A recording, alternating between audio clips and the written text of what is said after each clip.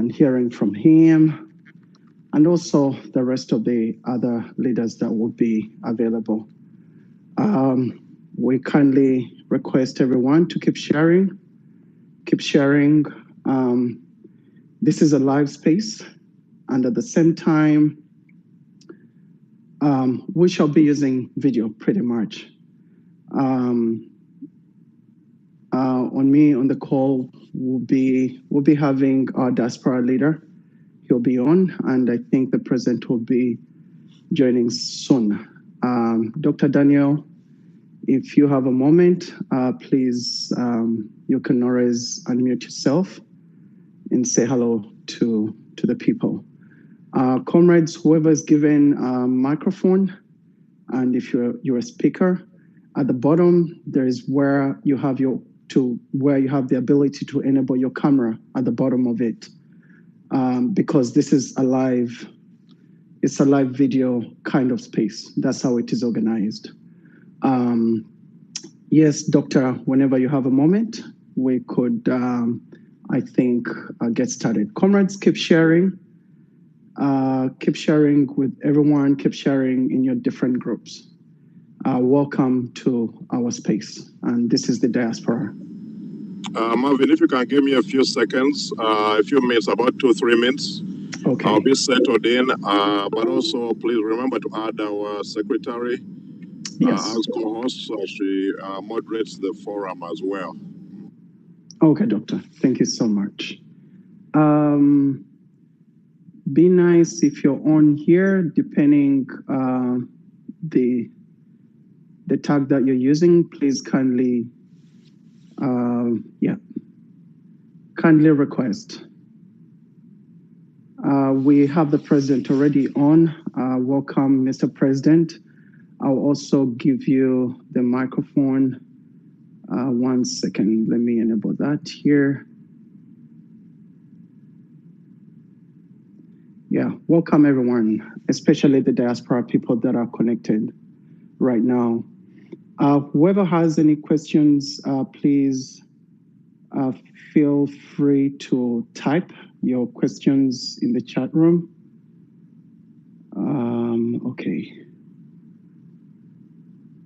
I think I lost, give me a minute. Yes, Sarah, I've enabled you as the co-host. All right.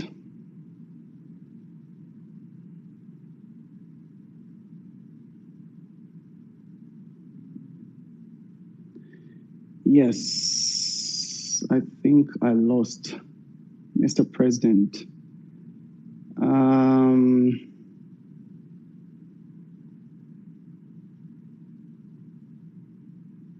Okay.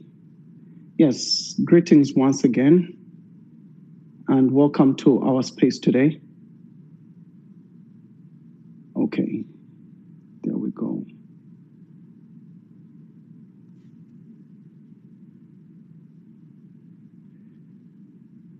Mr. President, whenever you're on, I think I should be able to enable you. Yes, greetings once again. Welcome to today's space. My name is Marvin. I'll be the host. And I have people that are co-hosting with me. We have a diaspora leader. We have our secretary who will be taking on notes. Happy International Women's Day to everyone. We shall be having our president strictly for about 30 minutes. Tutule tuayemu. And let's discuss as the diaspora with the president. So welcome to today's session.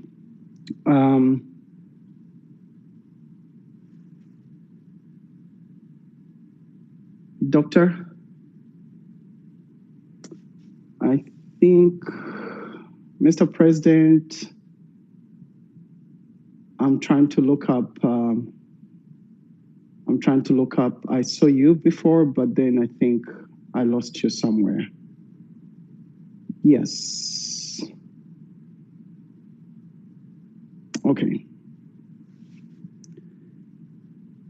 Yes, I can see our comrade, our chapter liaison, Comrade Sassi Marvin. If you could also request a microphone, that would be okay. Comrade Sassi, I saw you somewhere. If you can also request for a microphone, that will be good.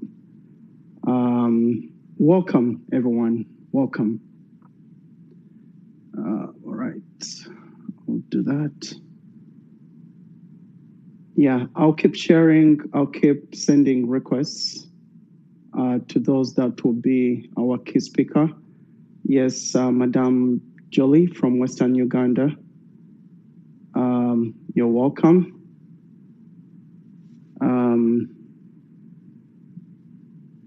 Yes. Mr. Marvin, are we good to go? I think we are good to go, Doctor. I'm still looking up to give access to different people. But you can go on, Doctor. Thank you. So greetings, everyone. I would like to welcome all of you who have been able to join us today. Thank you for all the work you are doing in your respective capacities. On behalf of the NUP Diaspora Leadership, I welcome all of you to this Diaspora Engagement session with our President. I want to, first of all, take an opportunity to honor all the women in the struggle, because today is International Women's Day. We know we have many, many powerful women at all levels in our struggle who are doing very important work for the liberation of our country.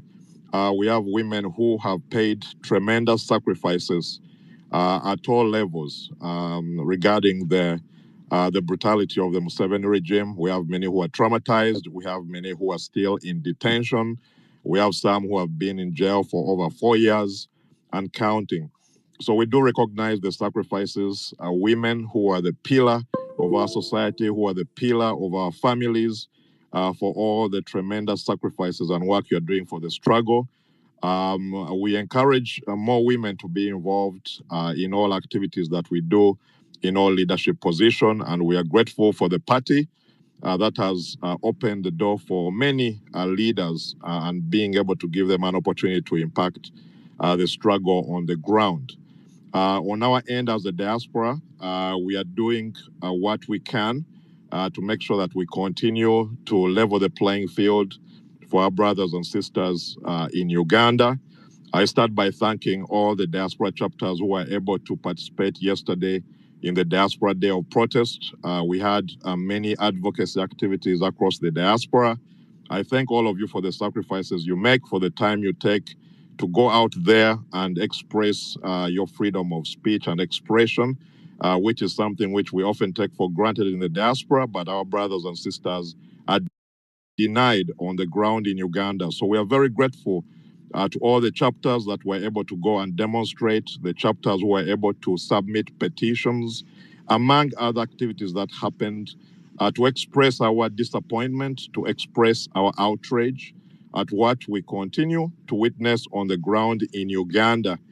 In 2025, we do not expect to have a country where civilians who are engaging in the political process are brutalized on the streets, where women are stripped, beat up by individuals who are unidentified, individuals who are wearing masks and hiding their faces, where we see the judiciary being manipulated.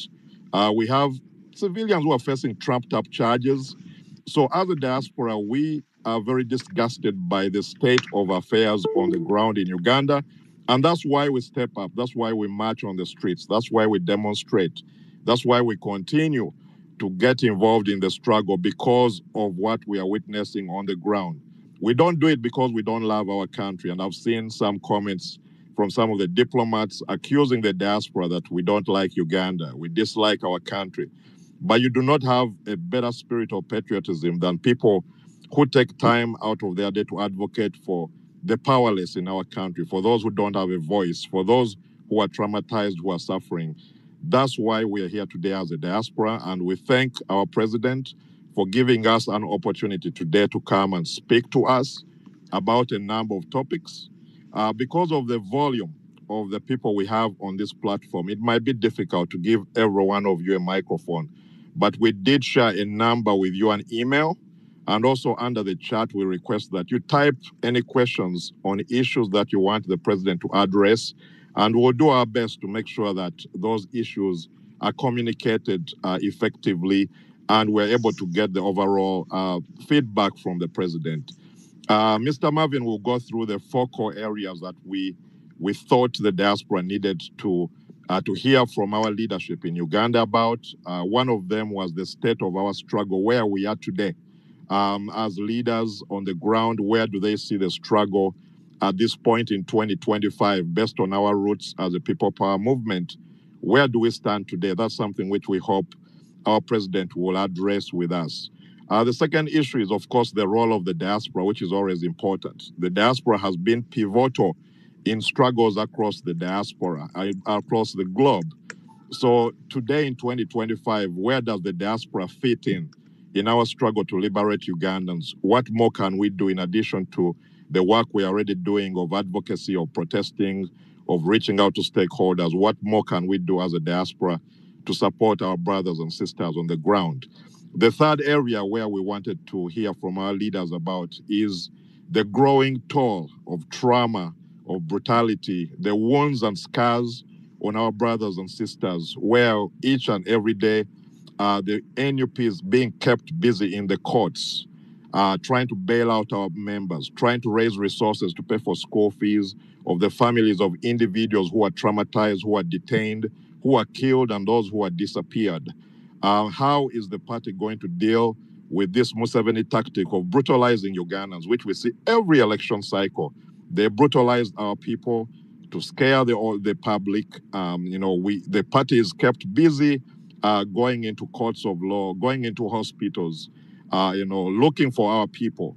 How are we going to deal with that going forward? And the last area which we thought the president and the leader can address, of course, is 2026 is around the corner, and how the party is going to approach the journey to 2026. How are we prepared for that, and what's the way forward regarding that mission of dethroning Museveni going forward? So those are the key areas which we are going to tackle today.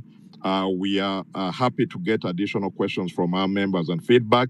But overall, I'm not going to take a lot of time. I just wanted to thank all of you who are here today for taking time out of your day, for loving your country, because everyone who is here is here because you love your country. You need a better Uganda. You need a more democratic Uganda. You want to see change. I think that's why most of us are here today. And we hope by the end of this discussion today, we'll have added more to being inspired and, of course, have better strategies on how we move forward.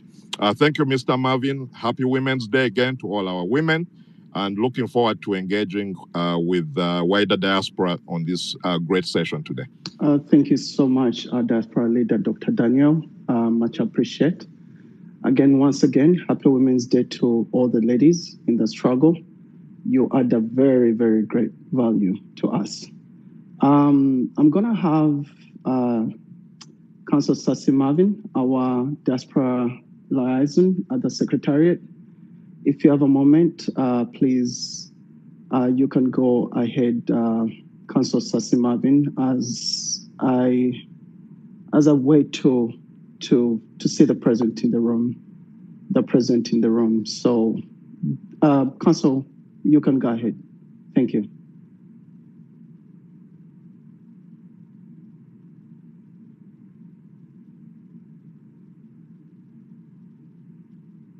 Councillor Sasi Marvin? Okay, yeah, President is here. All right.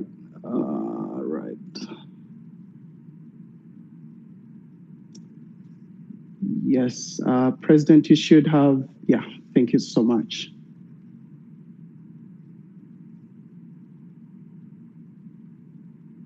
Yeah.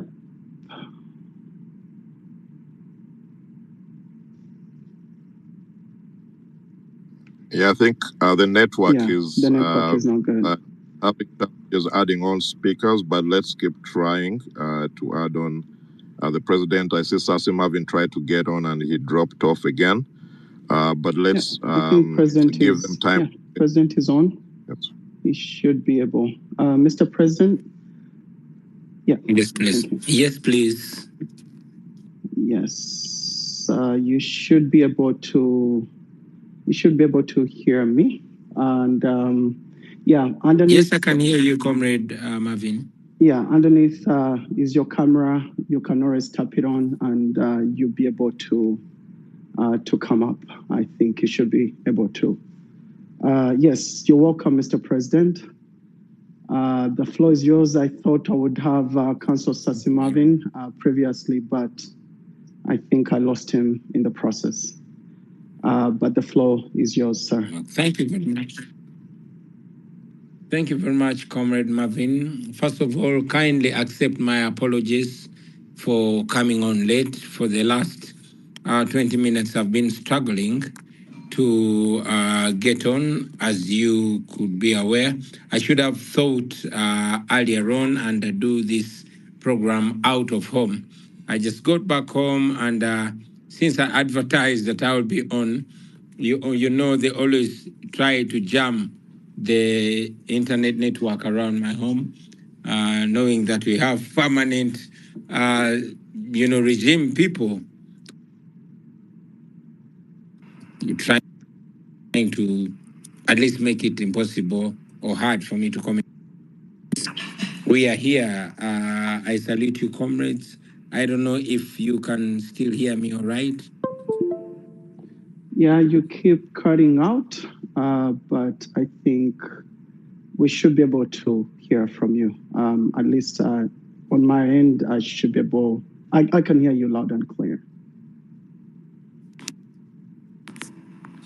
Thank you very much. I salute all of you, comrades, for the different initiatives of bringing us together and for this important engagement that we are having. I thank all comrades, the leadership, Dr. Daniel Kauma, you yourself, Comrade Marvin, the entire diaspora. I salute you. I salute comrades that we work with here at the Secretariat, Comrade Sassi.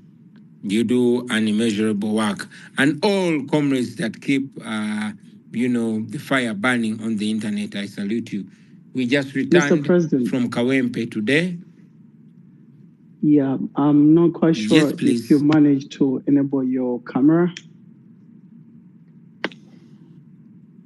No, I think you can go ahead. Okay. Network might be. Please give me 2 seconds. My network, I'm not sure my network is going to support my camera as well, but please give me 2 seconds to try go on.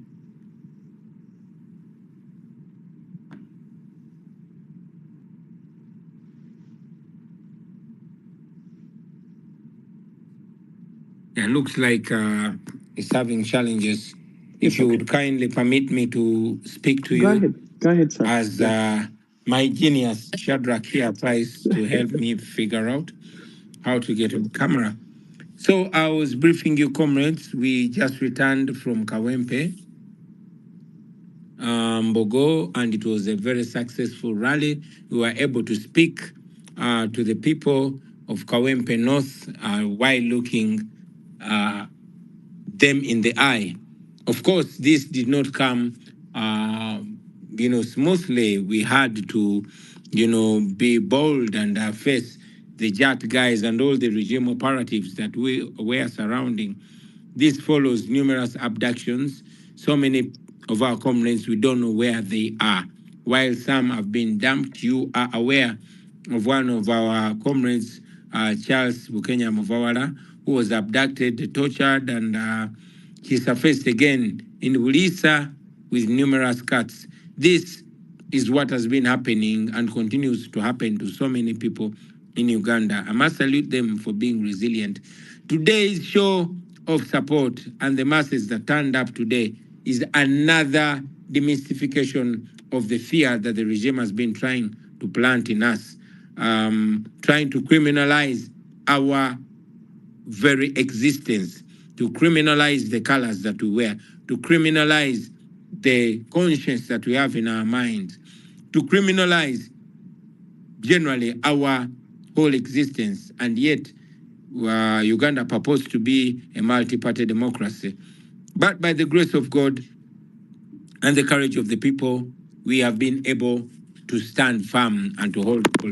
So I salute all comrades for being able to do that. I also salute our candidate, Comrade Nalukola Elias Luyimbazi, who continues to offer great leadership, the desired leadership.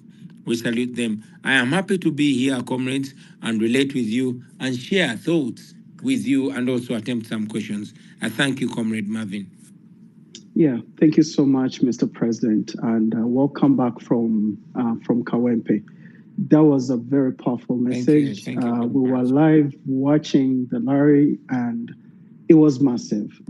And I pray that the peaceful that has been kept on today by the state mafias, we keep seeing that going forward. Monday, I know there's another preparation, but yeah, we pray that we keep in such peaceful means, because then the people have their liberty to express themselves and so on and so forth. So thank you so much and welcome back. Yes, the diaspora, for the 4 questions that we did send out to you, one was giving us an overhead of the current state of the liberation of the struggle that we're in. Probably people might need to know from the past, probably I can say since 2018, 2019, since when you're an MP and then you came into the presidency and up to where we are today.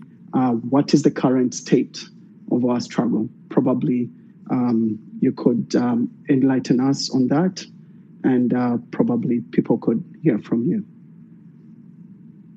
There are different ways to respond to that question. There are the challenging ways, the motivating ways, and the depressing ways. However, the most direct that comes to my mind is that our struggle is on the move. Why do I say that? Is just like we usually say, that we are definitely not where we want to be, but we are not where we used to be. We keep putting one foot in front of the other. I must also mention that our struggle is at its most critical phase. We are in a phase where the dictator is desperate and clearly sees that his end is inevitable. General Museveni of today is not the General Museveni of 10 years ago or even 5 years ago. Here we have a dictator who is about 84 years of age, frustrated and confused. Most dictators in history don't trust anybody. They always impose their own children. But very unfortunately for General Museveni, he does not seem to have that option because he has a very deluded son who keeps disappointing him at every turn. We must give it to General Museveni. He has been a smart dictator. No wonder he's the benevolent dictator that he is. He was smart enough to woodwink our parents way in the 80s.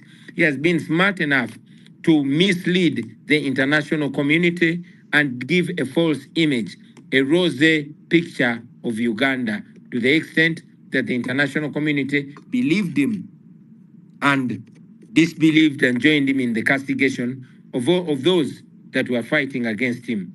But his time is going out, and he sees a son who he thought is going to hand down Uganda like an inheritance, tearing down every little, piece of it that is given to him. So the dictator is both hungry and angry. He's disappointed and is like a venomous snake right now. Of course, like we always say, it's always darker when morning light is about to break. So dictators are always more ferocious towards their fall.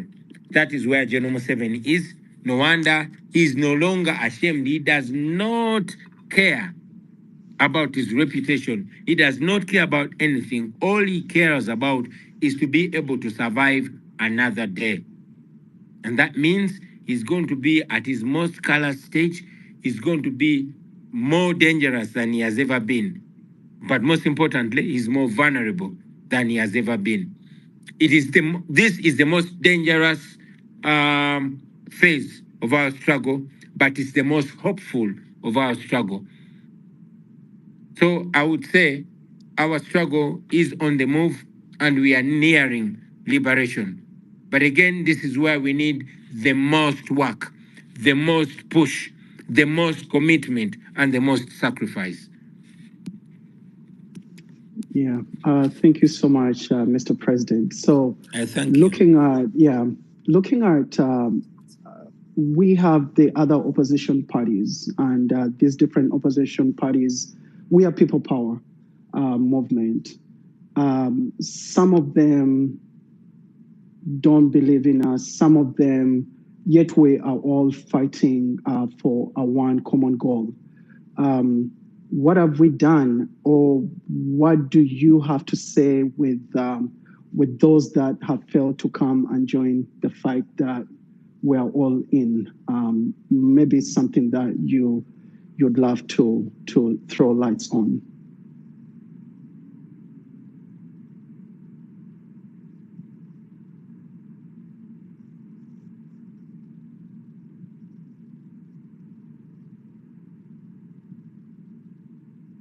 Mr. President, are you there?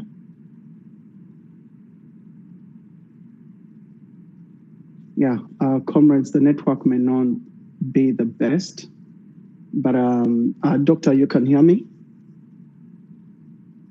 Yes, okay, I hear you. I just wanted to make sure it's not me who has lost the connection. Comrades, keep sharing our space, and keep following each other, because then this is the only way we get to connect with one another. Yeah, his network is not the best. I can see that text. But we'll keep having him in and out a little bit, but eventually I think we should be able to have him. Keep sharing, and you can always type in your questions in the chat room, and I'm gonna request Comrade Be Nice, Sarah, if you can also look into those different questions that we do have. Mr. President, whenever you're back on, please let me know. I think we lost you a little bit. Thank you, Comrade. I didn't get the question. Do you want me to read out the questions that I have down, or do you want me to wait? I think eventually we'll read them out once the president is done. Yeah. So that he can be able to throw lights on it. Comrades, this space should not be a space to resolve matters within regions, we are here basically to look at solutions, to provide solutions to what we need for going forward 2026, and also, addressing the things that we think are going to push us forward. That's why we are here to interact with the president, pretty much to hear from him, and also at the same time, getting a feedback from him. Mr. President, I don't know if you're on. Yeah, I think he dropped off, but we do have Sasi Marvin on for now, our Secretary of Diaspora Affairs for the National Unity Platform. I think we can engage Sasi Marvin while we wait for the president, and also our Vice President Western Uganda. I don't know if she's on yet. She's there. So I think we can do that, and while we wait for the president. Okay, thank you so much. Councillor Sasi Marvin, if you have a moment, please, you can go ahead. Oh, President is trying to connect again. Yeah, they must be playing around with his microphone. I mean, with his network at home. Yes, councillors. Oh, okay. Mr. President, I think you're back, but you keep cutting out. Can you hear me? Yes, I can now hear you. Thank you very much. You will bear with me, comrades. My internet keeps cutting for obvious reasons, but whenever I am back, I will grab the opportunity to respond as much as possible until I'm cut off again. That's okay, Your Excellency. Yeah. So my question was before you broke off. I know we tried different efforts to making sure that we bring on other opposition or political parties that are trying to, we have the same common goal, and this seemed to be a challenge. What have we done as NUP, and where do you see ourselves with other political parties in the goal to remove the dictator? Thank you very much. First of all, Comrade Marvin and all our friends that are here, I want us to disabuse ourselves of the word political party. We must not reduce the freedom of Ugandans to political party or politician. It's important for all Ugandans, those that are politically active and those that come off as apolitical, to understand that this is a struggle to liberate a nation. If we reduce it to political party, then we are reducing it to some people. There are those that don't belong to political parties. So many people actually don't find comfort in any grouping, but the truth remains the truth that they are oppressed. And why am I saying that? Many political parties here in Uganda, with all due respect, are just groupings of politicians to satisfy themselves. So you cannot say that the politics of Uganda or the freedom of Ugandans is going to be only ushered in by political parties. Of course, political parties, those that are on the side of Ugandans, those that are fighting against this oppression, have a role to play. But you must also understand that there are so many political parties that are formed or have been reduced to just eating clubs. So my conceived view is that it is not just a matter of political parties. It is Ugandans coming together. Those that are in political parties, those are in business working groups, and those in civil society. Ugandans from different walks of life. The majority of our people, those border people you see, they actually don't hold a party card of any political party. When you go to prison, majority of the political prisoners are not subscribers to any political party. They just subscribe to the truth. Many of our comrades with whom we have been pushing the people power movement, some of them actually don't believe in the idea of reducing their freedom to a political party. They are in the struggle for freedom. And many of them say it loudly that once the dictator is fallen, they can go and do their business in freedom. They can go and go about their lives in freedom. So what the people that need to come together are Ugandans, those in political parties and those that are not in political parties. So what do I mean in that case? What I mean is that we should mobilize Ugandans from all platforms, not only from political parties, but from all platforms. Otherwise, if we reduce this matter to political parties, then General Museveni can get 10, maybe 20 political parties, bundle them together, and then present them as the representation of the population, which is not true. We need to come together as Ugandans, yes, from different political parties, but even those that don't represent political parties. I don't know if I have responded to the your satisfaction. Yeah. Thank you, Mr. President, for that. Yeah. At least now people need to understand it's not about the political party that you belong in, but that need. Yeah. So thank you so much for that. Yeah, I understand there've been different things that the diaspora has been trying to do. What more do we see on how best to empower the diaspora, especially if we all subscribe to our secretariat? What has the secretariat done to empower us more, or where do you think we should be more empowered more as the diaspora as far as this struggle is concerned? Thank you very much for that question.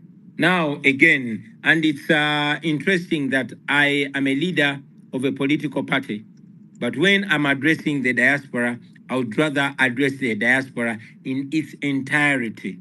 Because even before the coming of the National Unity Platform, people in the diaspora were woke. They were agitating for a better Uganda. So I wouldn't want to just reduce the entire diaspora to the National Unity Platform. Yes, the National Unity Platform is the formal platform upon which we all come together. But we know that our diaspora is much wider than that. If anything, I would have loved to address it as a people power movement. So coming back to the diaspora, I must appreciate most of our energy, most of our force comes from the diaspora. The information dissemination, the agitation. It is you people that have used the internet to the fullest with confidence to the extent that you've inspired us to speak truth to power. Most of the bloggers that empower people, those radicals, but even the mild ones, they push a message that speaks crude truth to power. So I must salute you. And besides that, as a national unity platform, we depend on you, comrades in the diaspora, a great deal. You have funded our campaigns. You have treated our sick in hospital. You have fed us on the rail, and you continue to connect and knock doors and agitate and lobby to ensure that policies change, to push for change in Uganda, and we salute you. But you can do more. Allow me to borrow the words of Comrade Daniel Kauma, our diaspora leader, who said the three things that the diaspora can do and are effective. That is organize, mobilize, and agitate. Let us organize the diaspora so that we can be able to speak as one voice. I see many times when we ourselves are clashing, especially in the diaspora. And I must salute Comrade Daniel Kauma for the leadership. He has taken a lot of heat, like many of us here. But again, that is the price of leadership. So I salute you very much. Let us organize ourselves so that, number one, we speak with one voice and we also act with one voice. Let us mobilize each other so that any kind of action, moral action, we do it together. If it's protesting, if it's lobbying, if it's showing up in various places, if it's knocking doors, we should do it in unison. And finally, agitation. Make sure they keep hearing you non-stop in their ears. Those in the those development partners that are actually the wind beneath the dictator's wing, they should be constantly agitated. They should be constantly reminded that they are actually sponsoring our oppression, and then agitate even on the side of the dictatorship here in Uganda. Keep our voices loud. Keep the issues that matter on the front page. Keep knocking those doors. Keep protesting. I want to remind you, friends in the diaspora, that it is your protests that keep me alive. It is your protests that are causing the releasing or dumping of our people.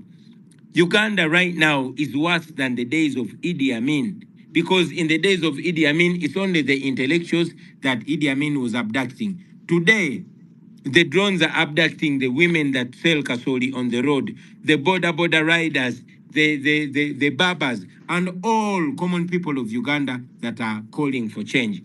So it's important that the diaspora keeps their eyes on Uganda and keeps our voices there. I thank you. Oh, thank you so much, Mr. President, for that. The message is loud and clear. Doctor, are you there? Dr. Daniel, are you there?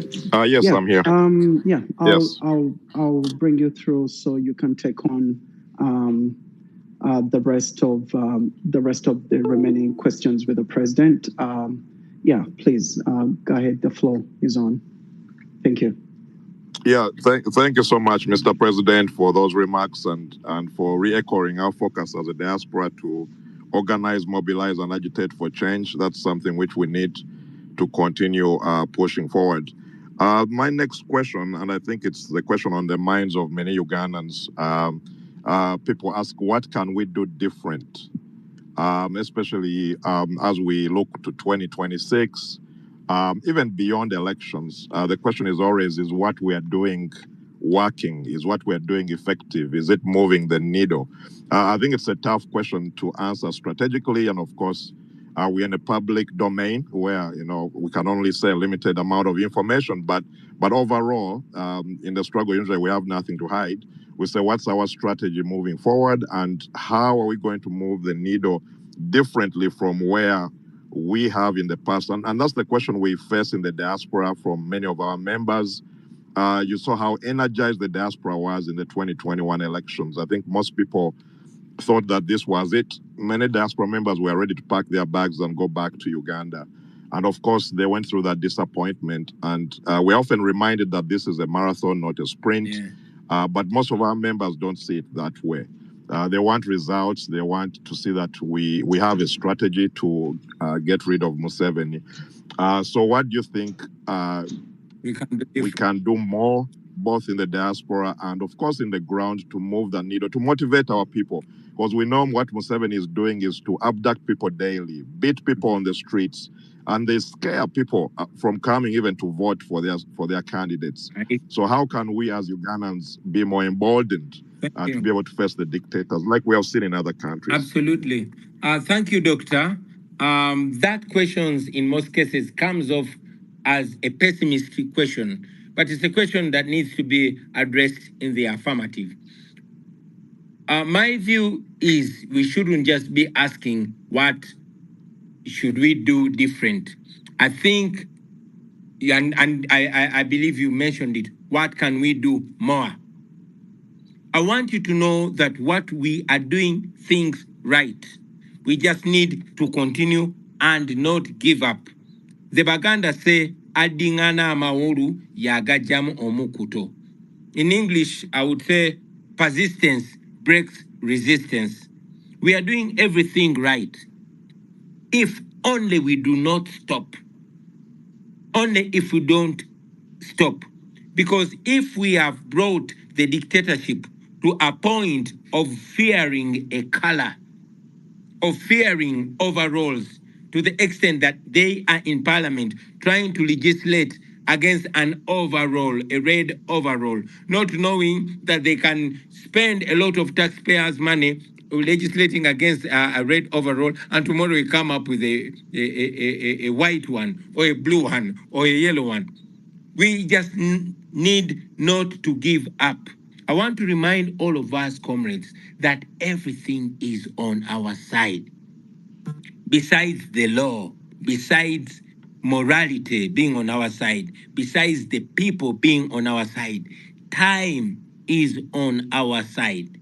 We are fighting with a guy who is way in his 80s and is waning, and even those that feed from his hands know that we are the ones that are moral and right. So all we need to do is not to give up. We are non-violent, at least so far, at least for us. And you know that non-violence is much more powerful than violence, that they are trying as much as possible to push us to the violent line so they can deal with us violently. Even when we don't be violent, they're trying to at least try to paint us as a violent group so they can be able to deal with us violently and crush us. We all know that, there's military discipline. That's why some of us who were scouts are disciplined. That is why we always stand in the soldier formation as a display of discipline. But you saw recently that they want to term us as a rebel group because we march in a formation, in a disciplined manner, like scouts, like Christians, like students, like all groups. So the regime fears disciplined people. We should continue being disciplined. They fear thoughtful people. We should continue being thoughtful. They fear organized people. So we should continue being organized. In a nutshell, we should continue doing what you're doing, what we are doing, but do it in a much organized way and a much more moral way. We are doing things right. What we just need to do is continue doing them, continue the speed, multiply our efforts, and not give up. As I conclude that question, I must mention that there's some old gentleman that I met and gave me very, very important advice. Said, you people, you must know that besides being on the right track and on the right course, time is on your side. You should wear out the dictator. So what we have to do is wear out the dictator. Let's keep going. He will drop off. The guy will drop dead. Let us just continue going. We don't give up, knowing that it is not like Comrade Kaum has mentioned. This is not a sprint. It is a marathon. And we will have to outrun the dictator, which we are clearly doing. When you look at the next generation, they believe in the moral cause that we have. We have a just cause and we have the people on our side. Let us just keep doing more, not different, but more and more and more. Thank you. Thank you so much, Mr. President. And my last question is regarding, in reflection to what's going on with Kawempe North. We saw the level of excitement within the struggle, and the number of candidates who came to vie for that position at the Secretariat was exciting. What message do you have for the general Ugandan people in the struggle to make sure that we compete across the board, not just in the central region? I think there's been a perception that there's a lot of competition for positions that are now, not saying that people just want to be in positions, but we want people to step up for leadership positions. Yeah. But how can we mobilize to the level that there's interest for NUP and the struggle in general to compete across Uganda? Because we have had NRM, of course, through their gerrymandering. They have created so many MP positions. There are so many positions, even in the local government across the country. How are we prepared for 2026? Because it's here. We have to live with that reality to make sure that our people in the struggle are motivated to compete across the board, not just in the central region. Thank you very much, Dr. Kauma. Again, allow me to use this opportunity to debunk the narrative that the NUP is only in the central or is only strong in the central. Because NUP is not just NUP. NUP is change, and everywhere people want change. There's a reason why the regime abducts people and tortures people so much in Western Uganda, because they don't want to be demystified. But in reality, we are just as big in Western Uganda as we are in Eastern Uganda. Of course, in the central, being that because of the proximity and the language and the ability for the information to move fast, the central region and most urbanized places are all covered with NUP. We have been encouraging, and I'm very glad that there's been massive response from leaders from across the country to join and run on the National Unity Platform ticket. That we continue to do. Of course, we do that amidst challenges and hardships, knowing that in northern Uganda, the regime makes it close to impossible for us to go and meet those people there, because as soon as we go there, it is massive. You've seen us from Yumbe to Karamoja to Teso to Kasese, all across the country.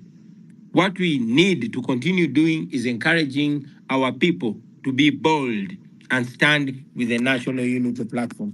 There's also been an effort to send out an intimidating message to leaders, prospective leaders, that if you run on the NUP ticket, even if you win, you will not be announced winner.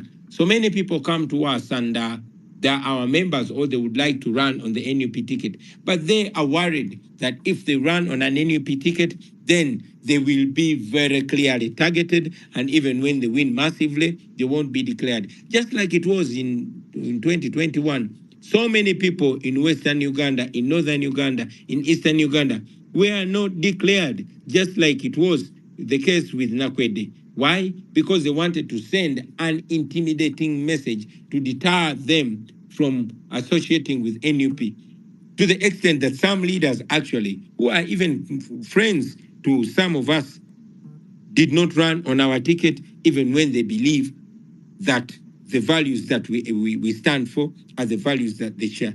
So we are fighting back against propaganda. We are fighting back against state-inspired violence, especially that intended to block us from reaching far and wide beyond the central region. Thank you so much, Mr. President. Because today is Women's Day, I'm going to give Sarah, our co-host, a chance to ask a question, and also if there are any other brief questions we can get from the chat to raise those questions. And then, Mr. Marvin, I'll hand over to you. I don't know how much time we have with the president to see if we can get a few individuals to ask questions, and then we can wrap up the session. Sarah, over to you. Thank you so much, comrades, and thank you so much, Mr. President. We have quite a few questions. Some of them are repeat questions, but my personal question, which has always been discussed on this space. Sarah, can you hear me? Yes. Yeah, hello. Can you hear me? Yeah, we can hear you loud and clear. Okay. So one of the questions I think, Sarah, she's unmuted, but I can't hear her. We can hear her, Doctor. Can I carry on? Go on, Sarah. Okay. Thank you. Yeah, my personal question has always been the protest vote. Having listened to so many different platforms and people's opinions, everyone seems to have a different idea of what a protest vote is. So my personal question to the president is, what is a protest vote? What should we, or what is expected of us? Because many people are confused about this. So that's question number one. Number two, we have from Juliet Sechtoliko. She's asking, what can we do about Yasin Machete? And many people are asking about Yasin Machete because we stood with Dr. Kiza Besigye. We did the 48-hour thing. Can you hear me? And people are asking about Yasin Machete. The second question, I'll probably put down three. The second one. May I request that I respond to those so we make this interactive? Thank you very much. Protest vote. Protest vote. Just like it sounds. Akalulu kokwe kalakasa. It's a protest vote. We are protesting against the injustice. First of all, by going for that vote, it's a protest against the fear that the regime is trying to plant in the population. The regime since 2021 has been pushing a narrative deliberately on radio and TV. Politicians discouraging people from getting involved in elections, saying, elections is fait accompli. Elections is a done deal, so don't get involved in elections. To the extent that they went as far as announcing a person that came number 3. You remember the election in Omoro, but most importantly in Kayunga, where we won on every single polling station. And we have the declaration of result forms. However, the regime, Mr. Byabakama, in all his shamelessness, went ahead and announced Mwonge a regime candidate. This was intended to make people hate elections. And indeed, some people said, oh man, I will never go to elections again. It has taken us so much persuasion to convince these people to understand that whoever is trying to block them from an election wants them to go violent, because once the anger pumps and pumps and pumps, it will explode into violence, which violence the regime prides in. So, going to the polls, we are protesting against the fear that is deliberately being planted in us. And not only that, we are protesting against the regime imposing leaders on us. We are protesting against injustice, against the rampant corruption that I was speaking about earlier today. We are protesting against family rule. We are protesting against a presidential monarchy. So it is a protest vote that we are protesting against all these things. And it's a protest vote because it's a vote that if they rig, we intend to protest even much more in different ways that I might not be able to name right now for obvious reasons. But we are going into a protest vote in Uganda. Thank you. Thank you. Thank you so much, You Mr. also President. asked about Yeah. Yasin Machete. Yeah, and I'm very glad you asked about Yasin Machete. Yasin Machete is pencil thin. I am not very sure how he is today. The last time I was in prison, a few days ago, he was so thin. His mother requested me to go to prison with her and persuade the son to at least start eating and abandon his hunger strike because his mother believed that I'm the only person that Machete would listen to. Unfortunately, when we reached there, after all the talk, Machete explained to us and we understood and respected him. He said, Mama, I want to be taken to court. I've been here for more than 4 years. I'm here illegally because the Supreme Court, ruled, pronounced itself. Then I'm here illegally. If I don't get justice, I will never get justice. And he said that if he dies, we must ensure that at least they take his body to court so that he gets justice. Now, that's very painful for me to be saying right now. As an individual, and I mentioned it a while, me and a few other friends, because Machete is a Muslim, we took time to fast in solidarity with him and keep praying. But that is not all. We ask you, comrades in the diaspora, to raise Machete's voice, to highlight his plight like we have done with other people in the past. Machete's life matters too, and his life is on the line, and is in prison illegally. And pressure works.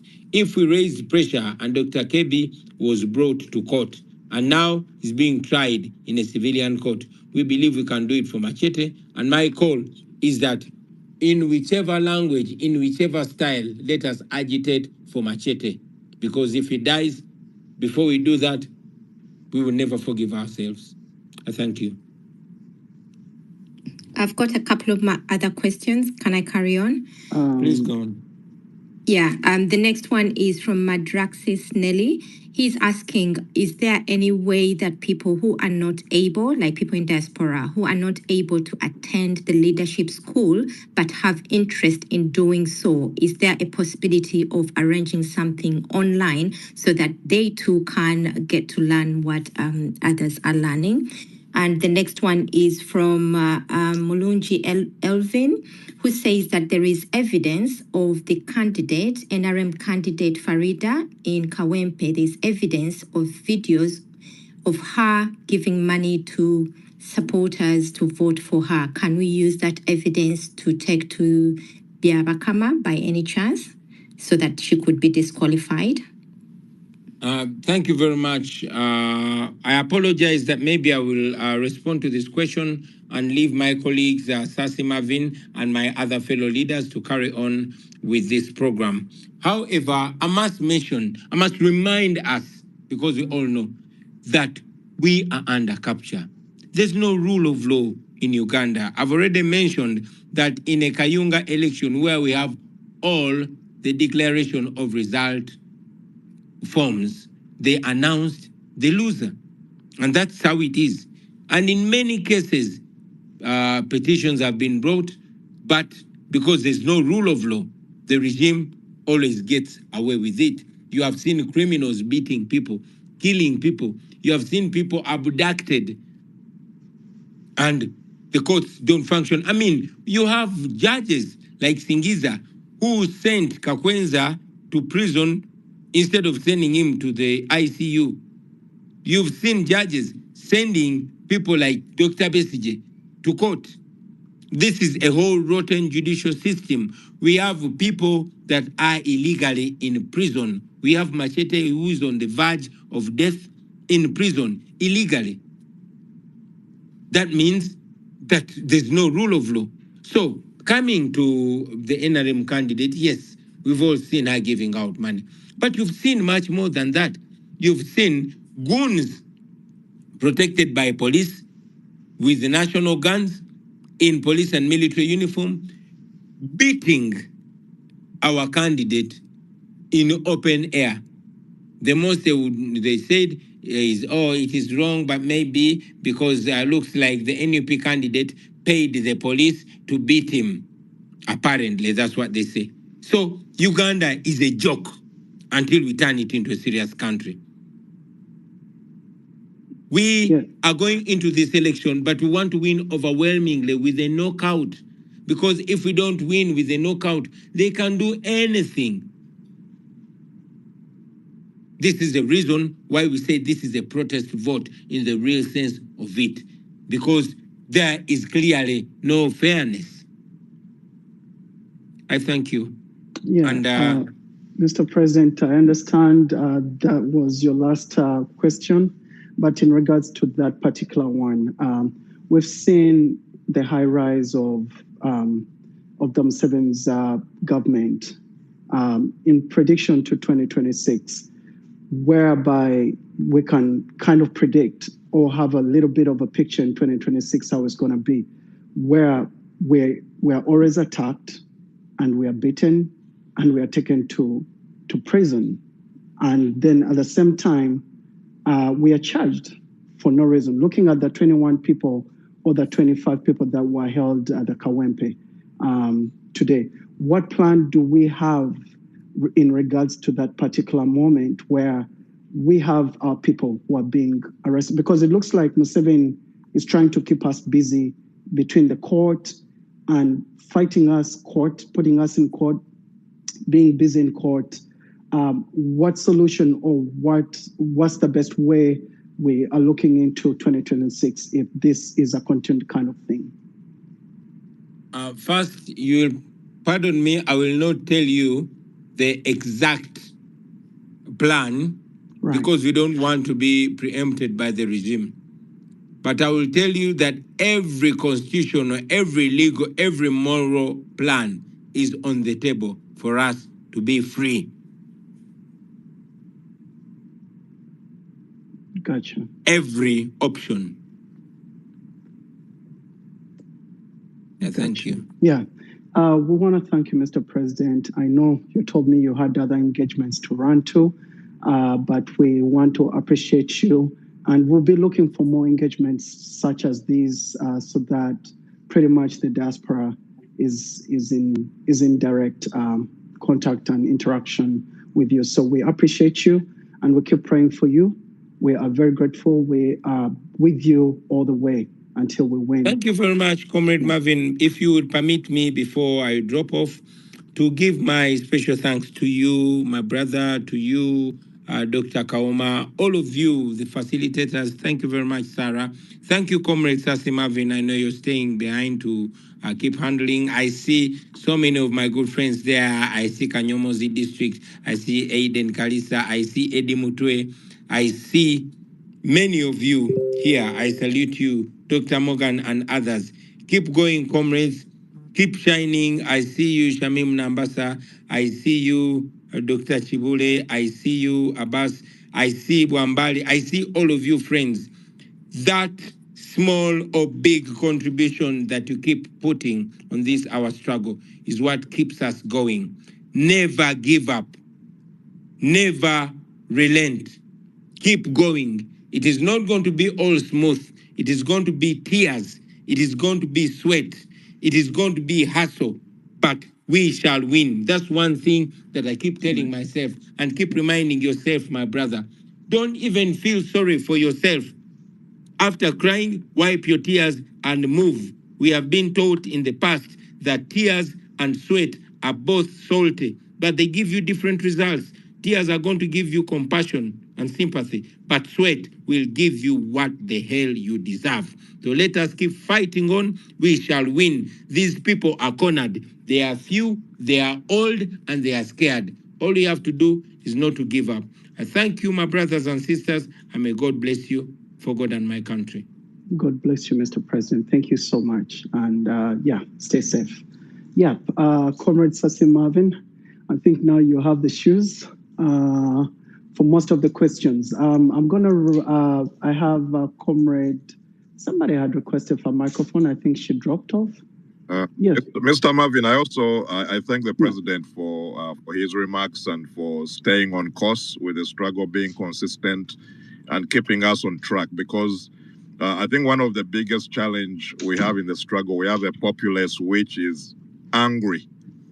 We have Ugandans who are angry. So managing that anger and channeling it into productive energy for Ugandans to participate in the political process is a very challenging thing for any leader to do.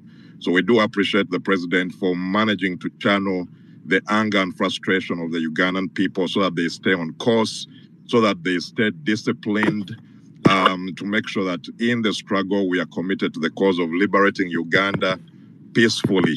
So we appreciate the president for that. We appreciate all our leaders.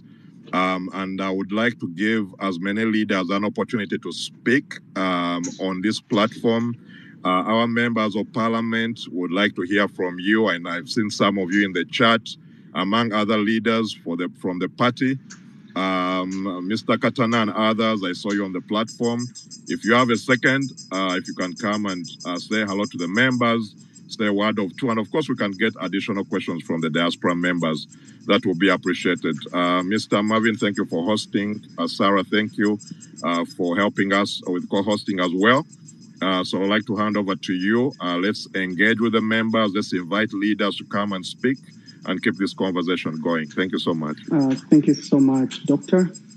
Yes, as other members, other leaders come through, I heard our Vice President from Western Uganda, Madame Jolie, whenever you're on, this being Women's Day, I kindly ask you to come and please put up your presentation and speak to the diaspora at large. If you have a moment, please come in, then we'll start hearing from other members. Comrade Jolie, whenever you're on, please let me know. I could have you.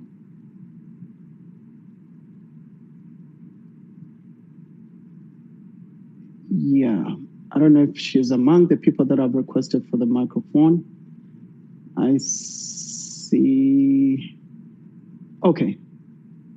Yes, we'll be hearing from different. Yes, I think, yes, okay, she's here. Yes, go ahead, Madame Jolie, Jacqueline, go ahead, please. Go ahead, it's International Women's Day. Would love to hear from you. Thank you.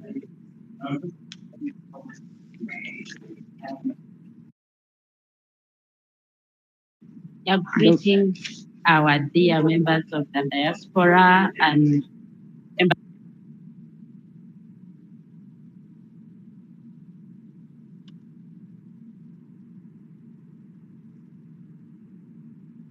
yeah, I think we lost her.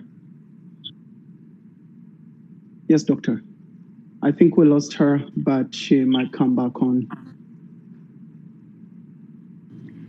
Yes, I think we can probably give Comrade Sassi Marvin a chance to speak, and then while we wait for our Vice President to get her system working. Thank you. Comrade Sassi. Yes, thank you, Dr. Kauma. Thank you. My name's Comrade Marvin. Thank you, Sarah, and the rest of our team in the diaspora for organizing this. My name is Sassi Marvin. I am the Secretary for Diaspora Affairs. I want to jump right to the question. Marvin, can you hear anything? Yeah, I can hear him, Doctor.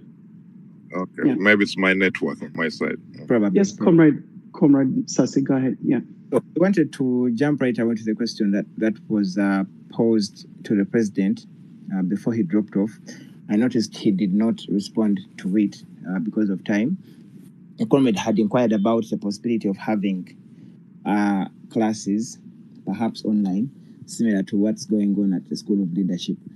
And that comrade is in the diaspora and was asking whether it's possible to have an online version of such classes.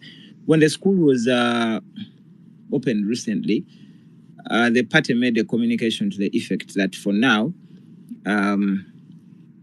the emphasis is on comrades or students who can access the school and the classes physically in Kampala at our former headquarters in Kamocha.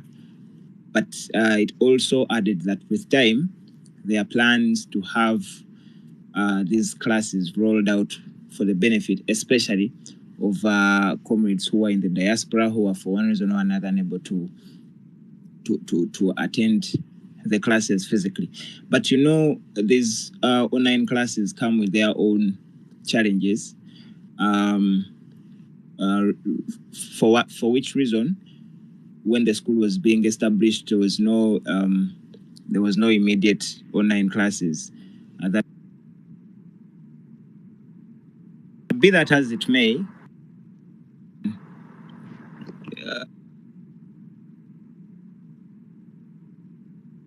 yeah, Comrade Sassi, I think we're losing you. But yeah, go ahead.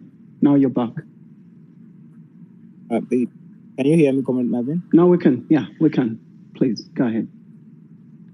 Yeah, so I was saying that there have been there have been arrangements on an ad hoc basis with a few chapters to have short-term, I think I'll call them short-term classes that maybe just last a few days or perhaps a few hours per day. But these have largely been trainings of comrades, trainings of leaders, but those come on a request basis. But what I want to emphasize is that with time, there are plans to roll out online classes for the benefit of comrades in the diaspora. Thank you. Thank you so much, Comrade Sassi. Yes, Madame Jolie, I don't know, I think we've lost you, but as you come through, we're gonna have, I think this is Comrade Karim, who heads the foreign relations in the U.S. Chapter. Comrade Karim, whenever you have a moment, you can unmute, and then we'll go to, I think this is Comrade, the comrade from Toro. You'll be the one next, sir. Dr. Mangeni, whenever you have a moment. Yes, Comrade Karim. The floor is yours, Comrade Karim.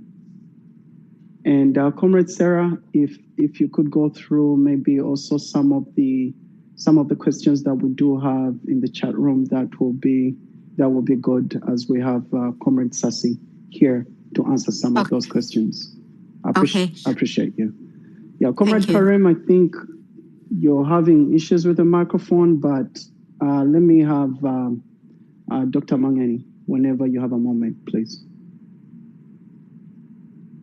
Well, I think very fast, I think those who are not speaking, mute your microphones because we're getting a lot of echo. Then mine is an observation and a quick comment. This is the first time I think this year we had a space of about 4,000 people and over, and has rapidly dropped by 700 people. That is a wrong signal. Now, there was a question that was asked about Machete. I think we started pushing this about Machete 2 days ago. We appealed to the Medical Association and have come up with an appeal that requires our backing. Again, that again appeals to our numbers. It's very wrong for us to make this struggle look like it is for the president alone, because that's where we're 2,000. I am 24/7 on spaces in America, Uganda, Kenya. This is the first time we're having a space of about 2,000 people, and it has rapidly deteriorated by 700 people. It's wrong. It's wrong. If we're going to struggle, if we're going to fight, then we must show, we must agitate, we must be seen. It encourages to have 2,000 people in a space. Sarah, you know how much we're struggling in spaces. Every day you have a space of about 50 people, 10, 20. On the struggle. Today, this is a record breaker. Then ask yourself, challenge yourselves. Why? Because the president appeared? Thank you. Thank you so much, Dr. Mangeni. Yeah, comrades, once you ask your question, you drop the mic because then we do not have so many spaces left. Comrade Karim, Comrade Sassi, do you want to speak to that if you have a moment? Because, yeah, what? That was, yeah, go ahead, please. I'm sorry, Comrade Marvin, I was wondering, speak to what in particular? So, Mr. Dr. Mangeni, he feels this struggle is so much revolved, people's presence being on such spaces revolved around the president. Is there something you could speak to that? If you, yes, I believe the comrade has a valid point, but I also believe it's important to note that the space was largely advertised as an interaction with the president, and most of the comrades present came in eager to listen to the president, to pose some questions, and hear from him, see what he has to say, pick some inspiration from him. I think it's only a natural reaction that when he goes off, a big number of our members who were otherwise present feel that maybe they also need to step out. So I think it's understandable, but of course it's still worrying, because at the end of the day, with or without the president, we should still continue pushing the struggle. We should still continue involving ourselves in activities like this space that push struggle forward, that give us a chance to interact with each other, to commune together, and to discuss ways of pushing the struggle forward. But the main point being, if people came to listen to the president and he has left, it's understandable. I think it's understandable, although it's not ideal. Thank you so much, Comrade Sassi. Yes, I have our Vice President, Northern Uganda, Dr. Lina Zedriga. Dr. Lina, today is International Women's Day. I know you've been with us, and we've gone through so much as you know, in the struggle.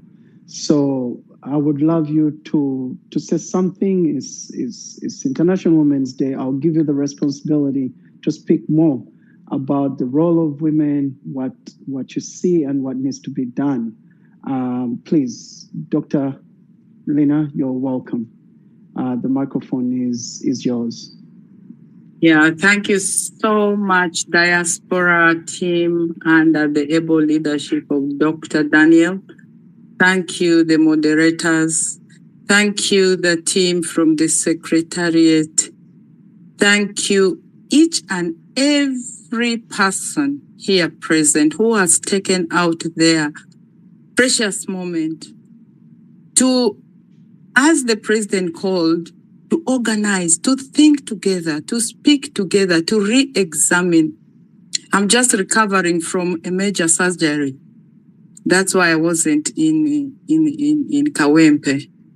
I had a major surgery, and thank you for your prayers. You will not be seeing me at least for the next 5 or so weeks, but I'll definitely be back.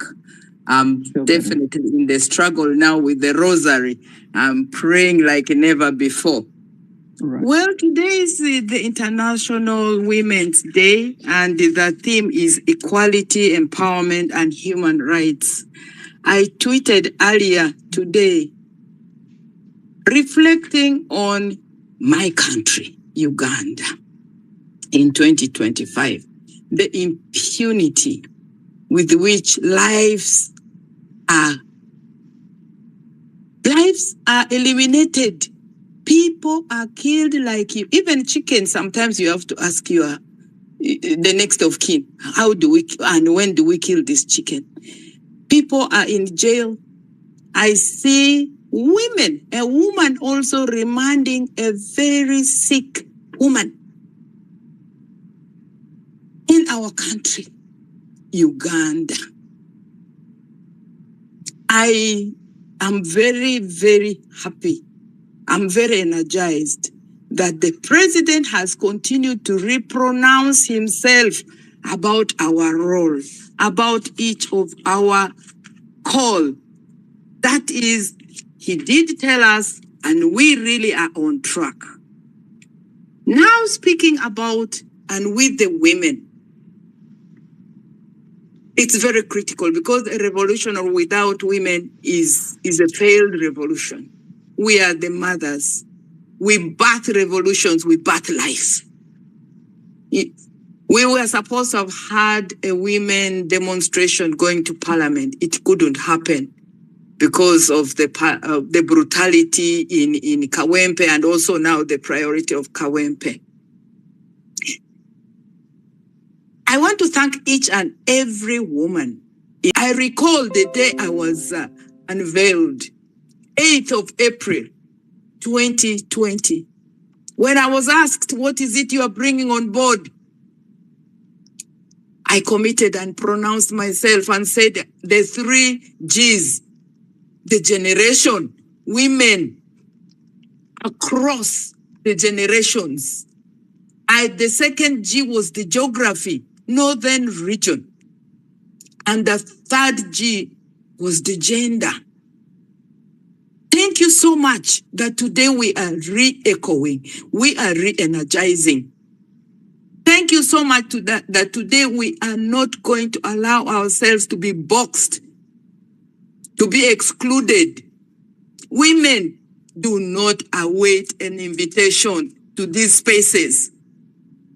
Be present. I want to thank my sister Jolie from Western, the Deputy President, Western Uganda, whom I actually had worked with before in civil society. It's very unfortunate the network could not allow her to share with us on this day. Today's call for us women, let's continue to be at the front lines. Let's continue to be resilient. Let's continue to demand to be present and be present. We do not have to be recognized. We do not have to be invited. We don't. Because when the house is on fire, which invitation do you wait for? You don't. So women, we follow track.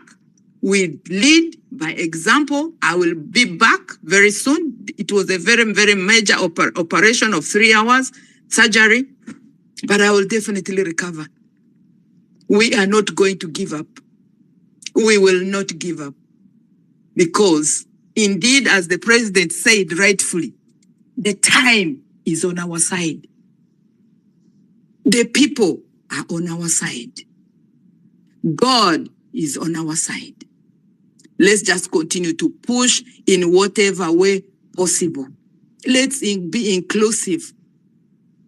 Let's be motherly. Let's be very organized. And I want us to be inoculated by what the president stated clearly. Organize. We mobilize. We organize. We agitate. Because we will need to be at the forefront of all this. We will need to support one another, not pull one another down. We will need to expose one another in terms of the different capabilities, not shelving ourselves. And let us not be accept to be shelved. No. And we have NUP, which actually does not practice that. Why do we allow ourselves to go back to the closets? We should not go back to the closets. And speaking finally to our attachment, our energizing by the president, And also speaking about the northern region and also other region. Dr. Nico is here on this platform. He has the evidence. That book, Rigged, is one evidence that energizes me always that, yes, tangibly, we won the elections. We were rigged. We were robbed. Our victory was raped. We must reclaim our dignity and at the forefront. Thank you so much. Thank you so much, Dr. Alina Zedriga. We've seen most of our political prisoners that are women, especially in the last couple of, like the Kawempe, we've seen a woman being beaten pretty more like, even you cannot beat an animal to that extent, but that brutal against women. We've seen most of the women organizations that fight for women's rights are quiet about it. What efforts have been put in place to see that these organizations, I mean, in brackets, they are out there to fight for the rights of women, but they're quiet when the women are being tortured. What has been done, or have you tried to engage these different organizations as far as that is concerned? Thank you so much. I'm a member of FIDA Uganda. I'm a member of Forum for Women Democracy. I'm a member of UONET. I have also quite engaged with a number of these women's organizations. Sarah Birete has been speaking out, has also had the spaces where we could also speak, but as women from National Unity Platform Party, we also have created our own space where a number of other women, of course, the scale has not gone up. Indeed, we, with Flavia, Honorable, and other women who also belong to the women's movement, have engaged. But of course, we've not engaged extensively. I must state that. However, speaking about this, in terms of the beating and the brutality, many of you will recall on the 20th of July, 2024, when we were supposed to have peacefully celebrated the 4 years of our existence. The offices were cordoned off the previous night. Our president was under house arrest. And by 10 o'clock, the Honorable Zakes and many other people were already picked. I remember very vividly the anger of a woman in me came up. I walked from Alerwe, having come in a border, up to the office. You saw what happened.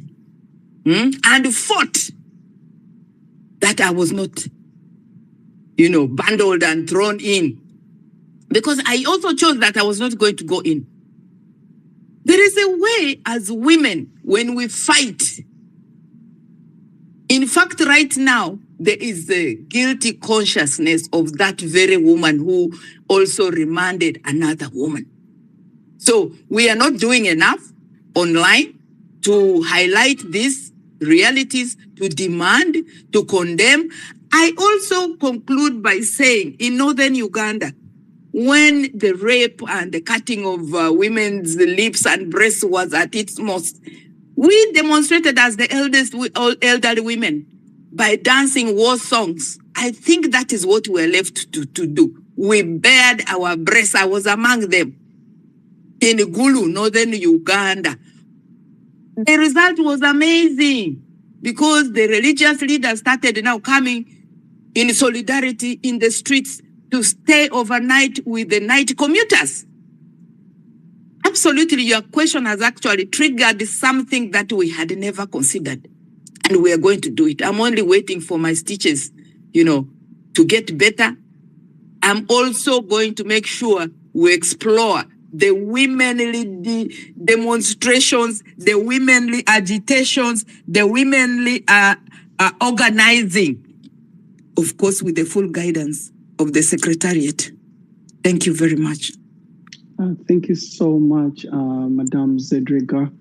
I think I'm going to have Mr. Marvin, Yeah, go ahead, Doctor. Yeah, go ahead, Doctor. Yeah, follow-up question for Dr. Zedriga before she leaves. We have seen a concentration of resources by NRM in northern Uganda, where they have really tried to turn the tide. I think during the Besigye days, they had lost northern Uganda. Of course, NUP has support there, but it used to be a really region which was dominated by the opposition, and NRM has really focused in and put a lot of leaders in northern Uganda, the likes of Mao and others, given them cushy positions in government, and turned the tide to a certain extent in terms of the NRM impact.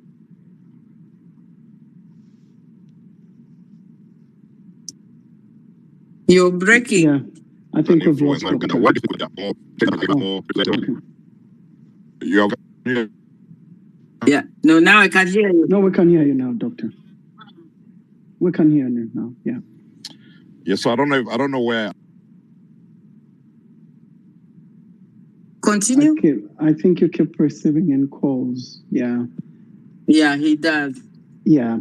Yeah. I don't know if you had gotten. Yeah, his I question. got the direction, and I hope I'll get it right.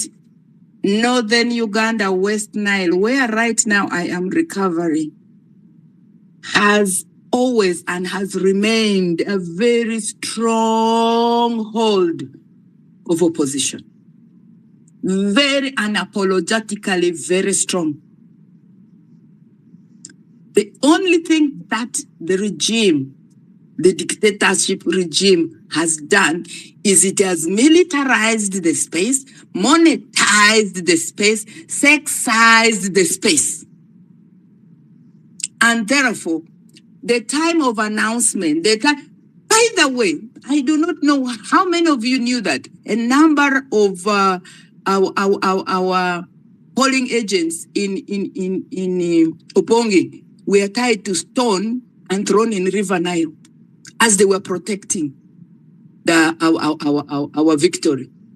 Because on the day of election, they went full body military for the declaration forms. These guys refused. They were tied to stones and thrown in River Nile. We are very strong hold of opposition. 1, 2. It's only that the nationwide tour was stopped, brutally stopped. You have seen it. You saw us in Koboko. You saw us in Yumbe. You have seen it. It is the militarization, the monetization, the brutalization of whole families. Even me, they've gone to my in-laws, they have gone to my friends, they have intimidated everybody. They isolate you, you know? Yeah. So it is not true. It's not true that NRM is in northern. No. It is the militarization. It is the monetization. It's the brutalization. Many people have also died and paid the price. It's the isolation now. Just let there be no blocking of organizing. You will see. For example, in Paida, people cannot even have the T-shirts of NUP in their houses. They are picked. And yet, at the police station, you see these people wearing the NRM T-shirts. That's the level of impunity. So, that Dr. Daniel is not true. It's not true. It's just the militarization. It's just the propaganda continued. But the truth is, we are very solid in northern Uganda, in West Nile. And by the way, I'm going to run. And for us, it will be either death or life. But we are going to be the Uganda Matters of this generation. Thank you so much, Dr. Lena Zedriga. And yeah, so as other questions will be coming through, please, you can stay online. Council Sassi, if you've heard I'm anything in bed, so I'm on the line. That's okay. Yeah, Council Sassi, if you want to speak to anything that has been asked, please, you're always welcome to come in. Comrade Karim, Doctor, I don't know if you're back on. Yes. Yes. Can you hear me, Yeah, Marvin? I can hear you. Go ahead, Mr. Karen. Oh, all right. Mine will be quick. First of all, happy Women's Day to all our comrades here. Happy Women's Day, especially our Vice President, Dr. Zedriga. And thank you so much for being part of this space. I think I have two or three comments to make. One, like the earlier comrade said, there is need for us to continuously have these engagements where we have the diaspora reconnect with the people on ground. It will help us re-energize. It will give us a proper organization of the diaspora, knowing that we are in tune with what's going on ground. It also helps our leaders speak directly to the diaspora and get our message out without the message being diluted. Secondly, adding on to that, there is need for us to continue having this online Kulavisa. We have to expose the regime. The regime is in a situation where it has lost gravitas, and they are hanging on to whatever they can hang on to stay relevant. And I'll give one specific example here in the United States where we are. Uganda has lost leverage on most of the things that they used to hold them dear for. We have lost leadership on being the security campus in the Great Lakes region. They are shifting everything to Kenya. We have also lost the goodwill of many development partners. And what we have been remaining with is the card for hosting refugees. And I must tell you, comrades, that 2 days ago, the Ugandan ambassador to the US received an award on behalf of the government of Uganda for their leadership on hosting refugees. Now, they are hiding themselves behind refugees, but the record doesn't show that. I must tell you, comrades, that in 2022, the International Criminal Court ordered Uganda to pay the DRC $325 million US. And out of that $325 million, it were $225 million for raping young children and women by the UPDF, for displacement of over 500,000 people, and for the killing of innocent civilians. 60 million went to was ordered for Uganda to pay for plundering mineral resources, for stealing mineral resources, and damaging the landscape of the DRC. And the 40 million was for the destruction of property. Now, when you see a country in such a situation that is taking pride in hosting over 2 million refugees, we have to ask ourselves, where do these refugees come from, and what are the situations behind the countries where they are coming from? So seeing refugees coming in from the DRC, coming in from South Sudan, and everywhere else, it's a way of building PR for the regime, because they have lost gravitas everywhere else. It is very painful to see Ugandan representatives here stand in broad daylight and receive an award on behalf of millions of people suffering in DRC, at the expense of Ugandans who are paying the price. You and me are paying the $325 million US that was ordered by the ICJ. So why am I making this point? Is that we should continue highlighting some of these things that the regime is doing. The regime is trying to do a better way of getting back in the eyes of the international community, doing good PR, but with our resistance online and on ground, believe me, we shall defeat them. They are right now being defeated. They are right now in the evening hours of their rule, and young people and women and men of Uganda if we stand up today and keep resisting this, I believe we shall achieve victory sooner or later. I want to thank you again, the organizers of this event. I want to again wish our ladies a wonderful International Women's Day. Thank you so much for the resilience, and thank you for supporting our comrades that are running from the bottom up on the ballot of NUP. Thank you so much. Thank you so much, Mr. Karim. We have Josephine from Kenya, and after Josephine from Kenya, Comrade Sarah, if you can go through the questions probably that need answering in the chat, that will be good. The mic will be yours, Comrade Sarah, after Josephine. Yes, Comrade Josephine from Kenya. Habari.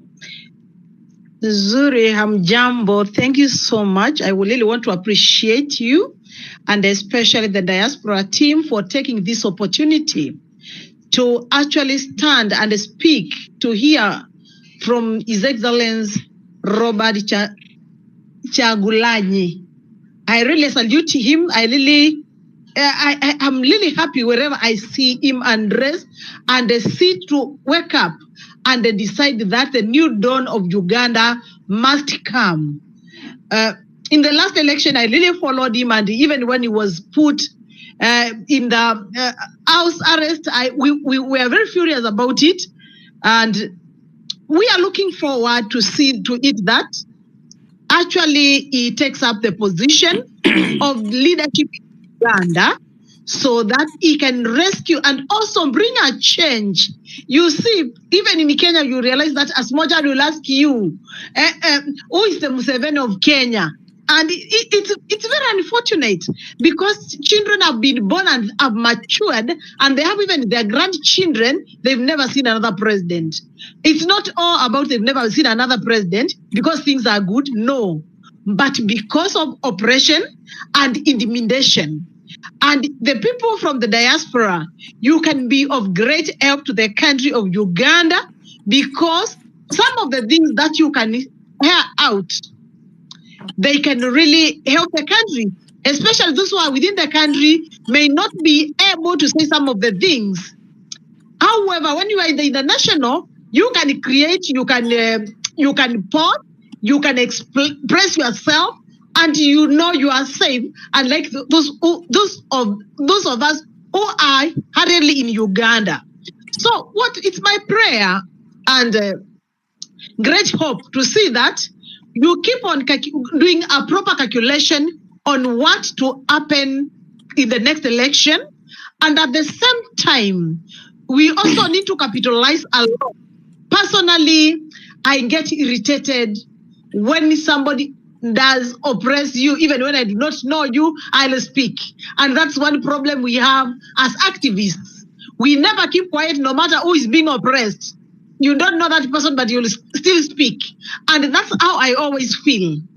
It's also good that we capitalize so much on actually ensuring that we are the voice for the people who are political prisoners in Uganda. And we have to keep on pushing Museveni until he realizes whatever he's doing is human and no one deserves to be punished because of their political affiliation or their political stand. At the same time, I urge you need to keep into record any officer who has been captured by the cameras trying to torture a woman, trying to torture an innocent citizen who didn't have any firearm, and they decided to kill them. Once you take up the position of the president of Uganda, which I know this time around God is going to give you, actually make sure justice is brought into books on behalf of those citizens who lost their lives innocently. I really feel bad when I hear somebody talking about people were tied in stones on them and were thrown in River Nile. It's very sad. And we cannot continue like this. We need to stand up as Africans and speak for Africa. If you have voice and God has given you that voice to speak, you should be the voice of Africa and the voice of everyone. in the world. Let's keep our focus. Also, let's keep on calculating and trying to see what is happening in the world, because looking at what has just happened by the USA stopping the USAID funding, this will affect a lot of African countries and also many countries in the world.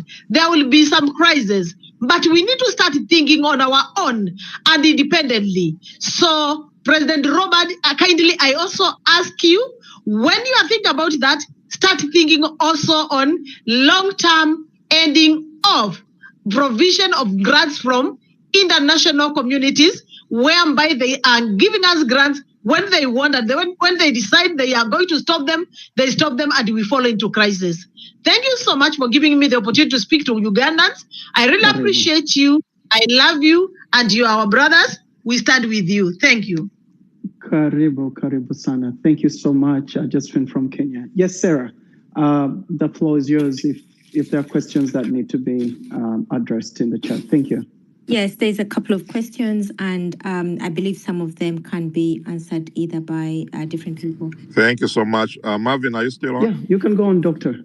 I don't think he can hear me. Oh, yeah, Doctor, I think whenever they call you, you lose your connection. Yeah, go ahead, Sarah. Okay, so the question we have here is, do we have, I think this you can answer, do we have people power or NUP in Germany? And if so, which city? And that was from Suna Jacobs. And then we have one from Asaba Mugara, and it is, what is the plan to have more undecided voters to NUP? How can we make the party more desirable? And then we have another one from Stone 256, and he says, how is the organization in Western Uganda? It looks like we need more emphasis in other regions away from Uganda.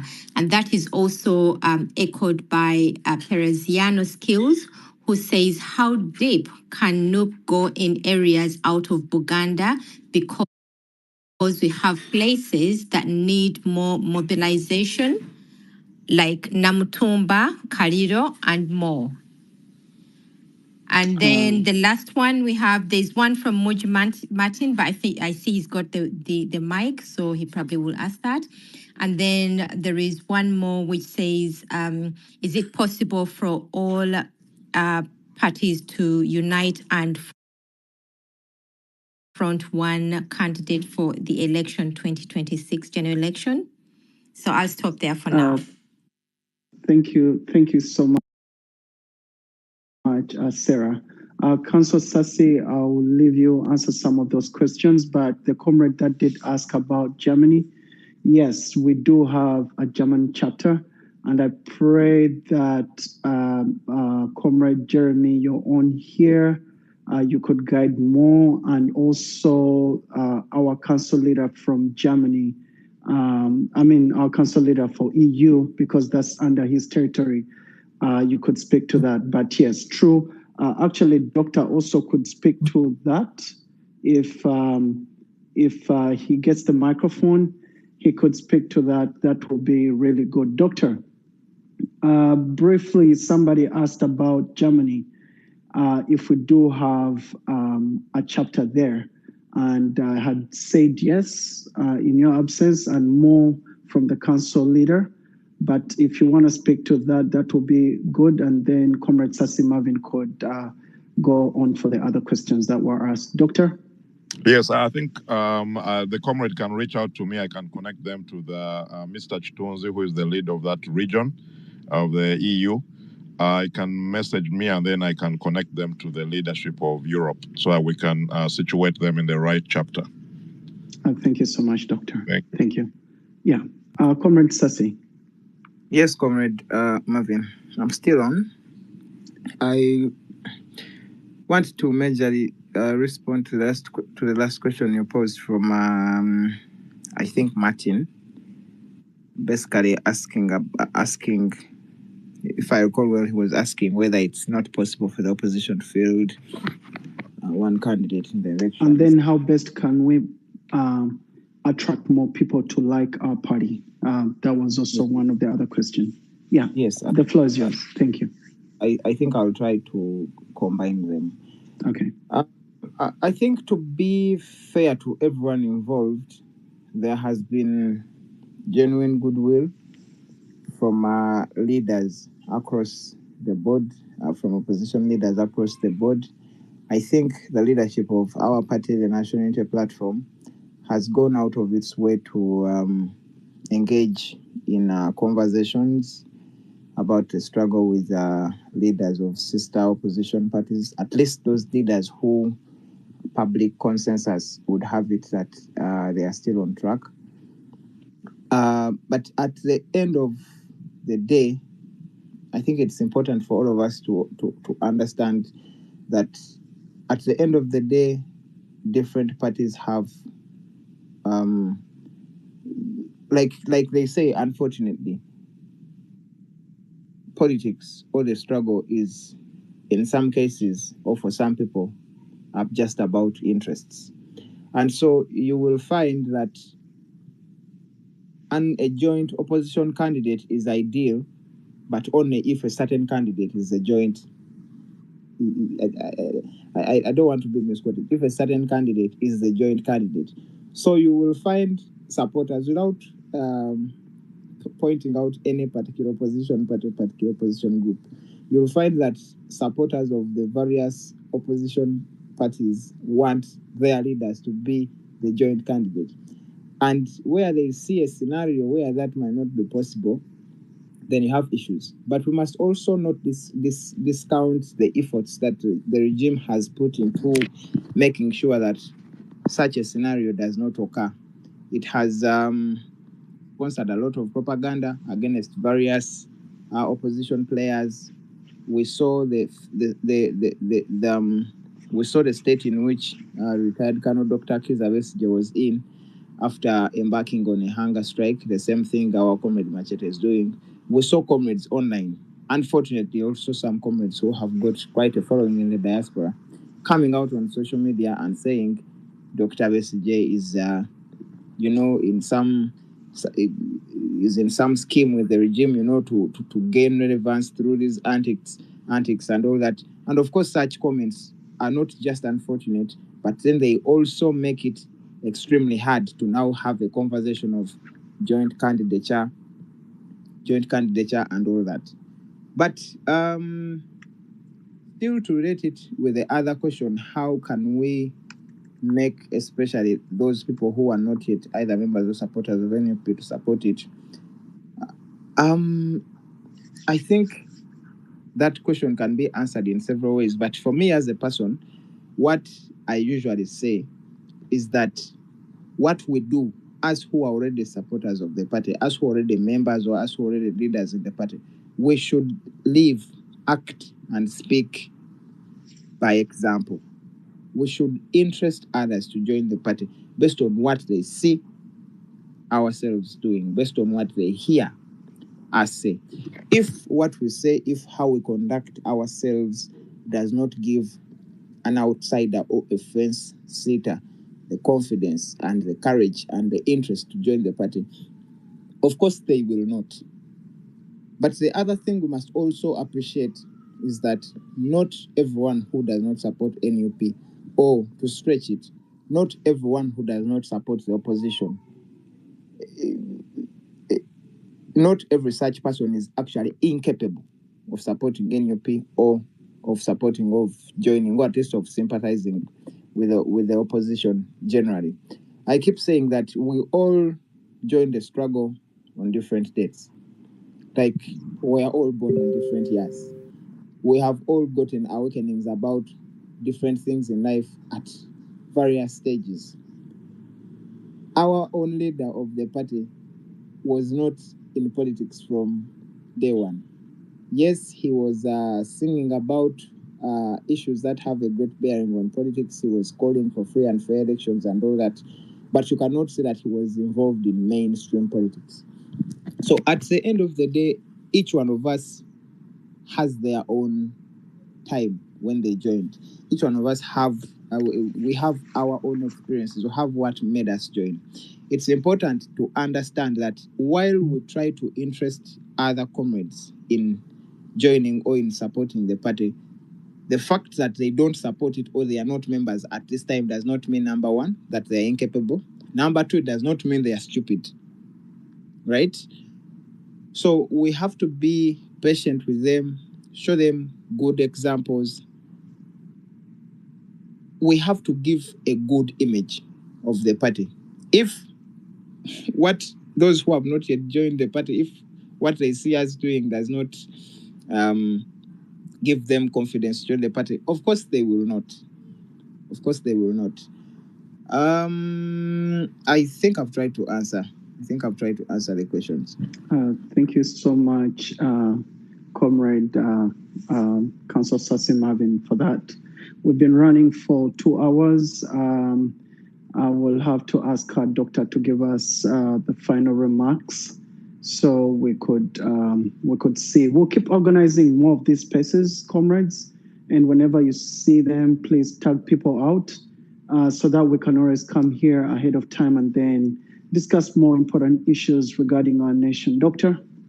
Hey, did Joe get a chance to speak? I see Joe, because I know I was off for a few minutes. Joe. Yeah.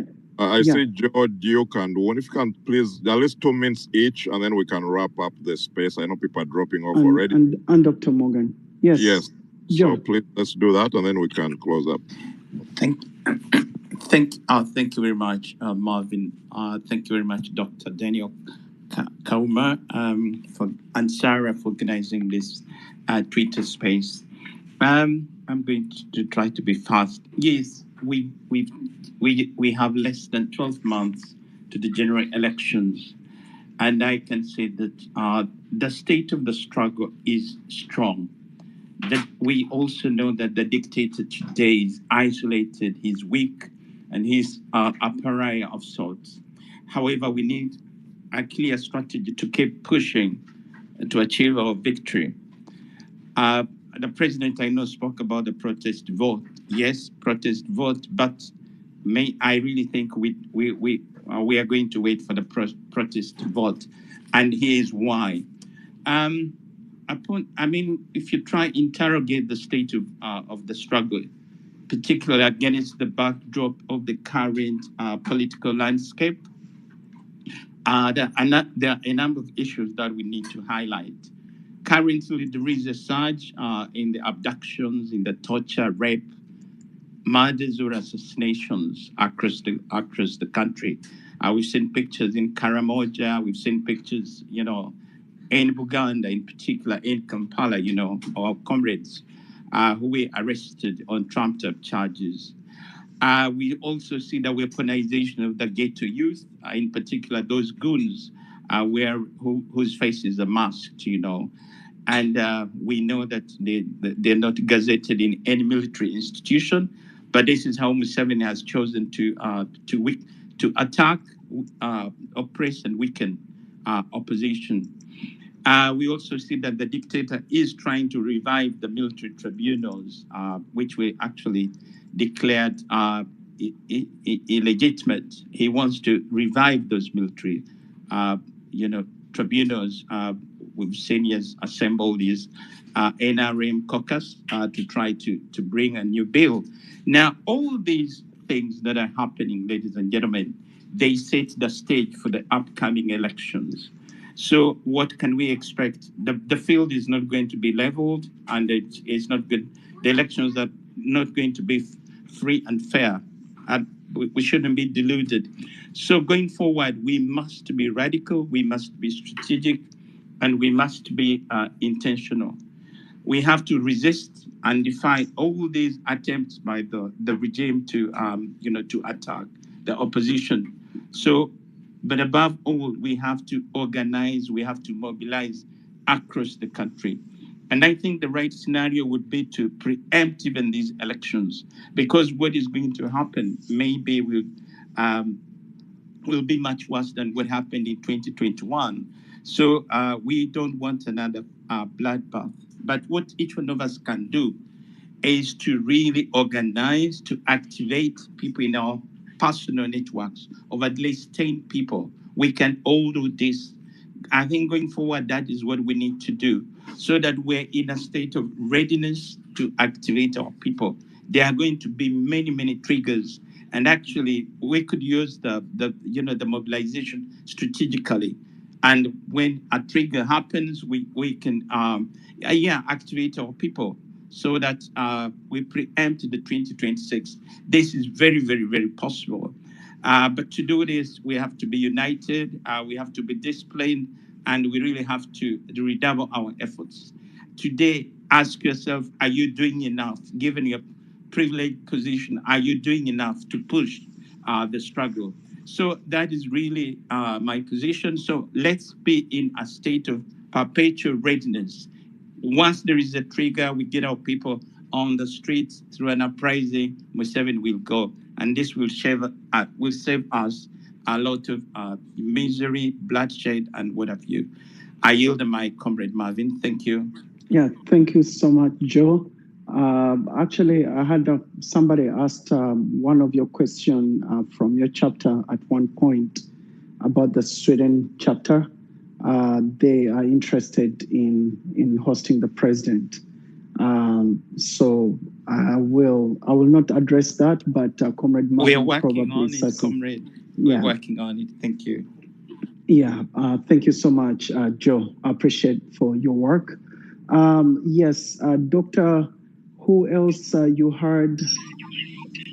I think that's everyone who had the microphone. Was there anyone else, I think, who hasn't spoken? Yeah. I don't know if I still have a microphone, yes. but I've not yet. Yes, go ahead. Wounded Uganda. Yeah.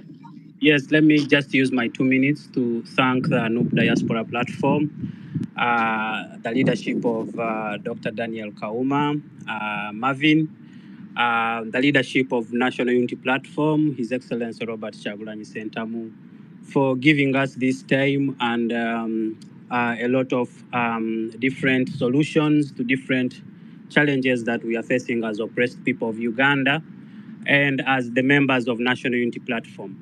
I have very short comments to make. First of all, I want to thank the people of Uganda who have come out strongly to condemn the actions of JAT, the illegal JAT, or what some of you are terming as the hooded men in black overalls. Thank you very much, and please continue amplifying sound whenever you see injustice occurring in our country. It was a good gesture today to see these people that even when they might have been in the rally in Kawempe, they camouflaged. They did not come up with black hoods. So thank you. That shows that your voices are actually being heard. And secondly, I want to say the solution to all this, whether it is today or tomorrow or after tomorrow or the year next, it will take all of us to rise up, the people of Uganda. I think Machete's life hangs in our hands. We should not allow another Segirinya to happen when we are watching. We have for so long tolerated wrongdoings, and we know that it's wrong. And I think it's upon all of us to stop this. For example, the unconstitutional court martial, which was stopped after the arrest of Dr. Kizza Besigye, but it has been existing even when we all know that it's unconstitutional. We live in a country when we all know that we are being governed by people who don't follow the constitution. And yet we are the majority Ugandans. So my call upon to you all Ugandans as I conclude, please get involved. And when we are united, we are better than when we are fighting individually. Twerwaneko sawa ya self defense buli omu werwaneko ate bwe twegatta tusobola ffenna okutunula eggwanga lyaffe. Thank you very much, comrades, and I rest my Yeah, thank you so much, Comrade Wounded Ugandan, and for the words of encouragement. Doctor, whenever you have a moment, I'll need your closure part so that we could close. It's been running for 2 hours. Yep, whenever you have a moment, Doctor.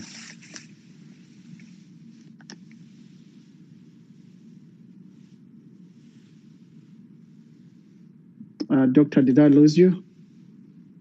Oh yeah, your microphone. I think you might need to go off and come back. I can see you're trying to mute and unmute at the same time. We can't hear you, Doctor.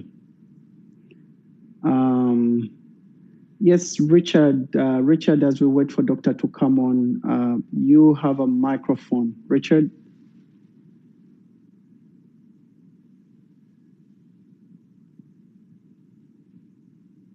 Oh, actually, it could be me having an issue. Richard, can you hear me? Comrade Sassi, can you hear me? Yeah, we can hear you. Okay. I think it's a problem on their side. Comrade Richard. Comrade Richard. Yes, Councillor Sassi, give us your closing remarks as we wait for Doctor.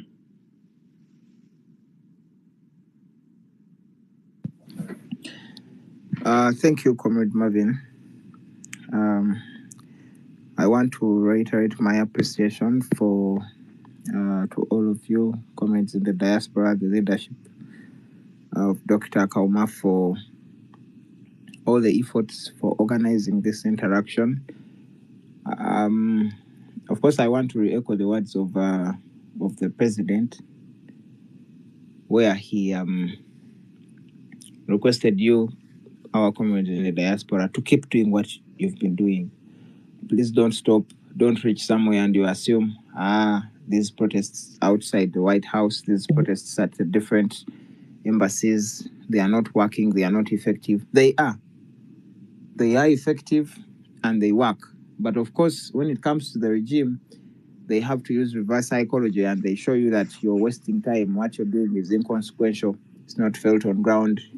You know, you find people saying, if you really want to contribute to the struggle, come back to Uganda, as if to make you feel like that whatever you're doing outside the country does not matter and does not push the struggle forward. I want to steal just a few seconds to tell you that every time comrades have come out of illegal detention, every time our comrades who had been abducted have resurfaced, they have always said one thing, that whenever they go missing and they see a tweet, their abductors see social media going up in flames, demanding for free Rovans, free this one, free the other one. They see the president tweeting, they see the president talking about it at press conferences, they see the abduction becoming an issue. That forces them to even change the tactics. If they had been receiving strokes of the pen every day, the abductors will stop. So those actions that you take, they might appear small or insignificant or inconsequential in the moment, but please, just like the president said, keep doing exactly that. Ultimately, they all add up and eventually we shall get where we want to go. Thank you once again for your time. Thank you so much, Council Sassi Marvin. Yes, Doctor, I think it's your moment. Can you hear me we now? We can hear you now. Yes. Go ahead, Doctor.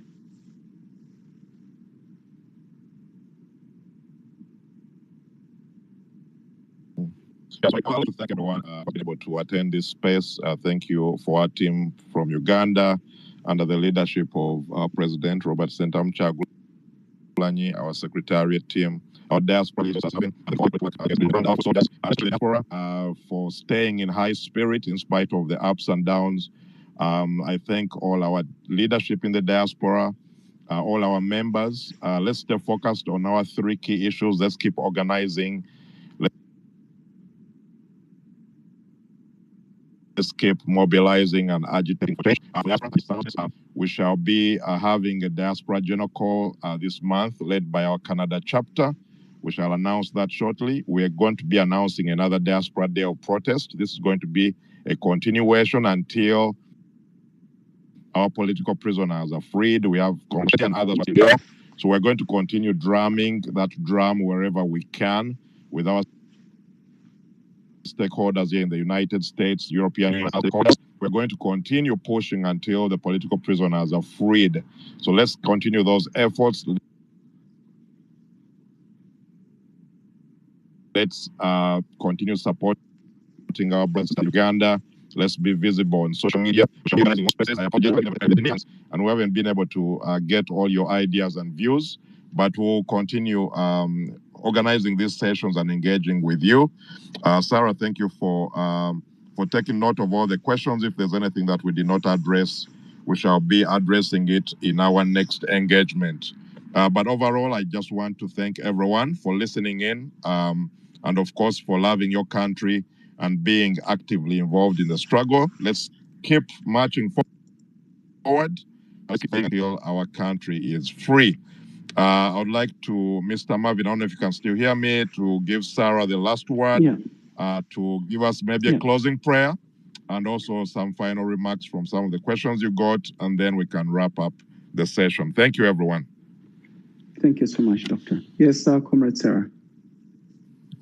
Thank you. Thank you, everyone, for staying up to the end. And thanks for the questions. Thanks for sparing the time to do this, especially people in diaspora. We do not take this lightly, and it means a lot. And I would like to close this with a few words from some of the questions we get from our friends, both from Uganda and non-Ugandans, who keep asking us, why do you do this? Why do you do this tirelessly? What do you gain from this? I always tell them, sometimes you find it very difficult to explain to people, especially if they're not from Uganda.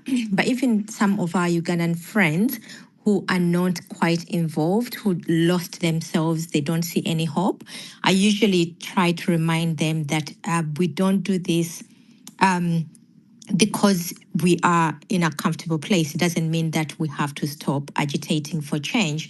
And I would like to share with you a quick quote from Rumi.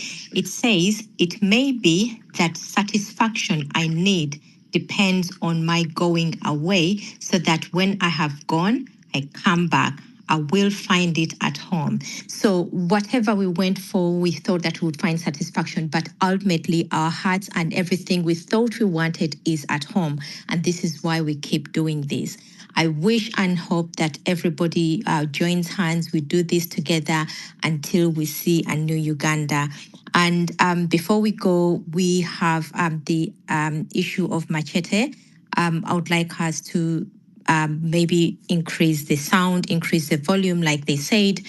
The more we agitate for this, these people do not listen until we shout. And we've seen it, it's evident that each time they've taken someone, if we keep quiet, especially the first few days, they relax. We have to keep agitating for Machete's release. We cannot let that happen on our hands. And while you're still here, I have a quick request. I know there's a pinned tweet, which is for Chibalama. Please, please, please help me to look through the petition, sign it, share it with people. It is the smallest thing we can do to the family of John Bosco Chibalama, to show them that we stand with them, to show them that we will never give up on John Bosco Chibalama and the missing 18. With those few words, I'll hand the mic over to you, Marvin. Thank you very much. Thank you so much, Comrade Sarah. Happy Women's Day. Happy Women's Day to all the ladies in the struggle. We are here. We are here to stand in unity every day in things that we do. We want to appreciate the team from Kampala. We want to appreciate everybody who has had time to come and attend this space. As Dr. mentioned, this space will keep happening. Let's keep following each other. Let us look out for where we can contribute positively towards our nation and to liberate our nation. Thank you so much, Comrade Marvin, and thanks everybody for turning up. God bless you. Arota continua. Stay blessed and talk to you soon. Thank you.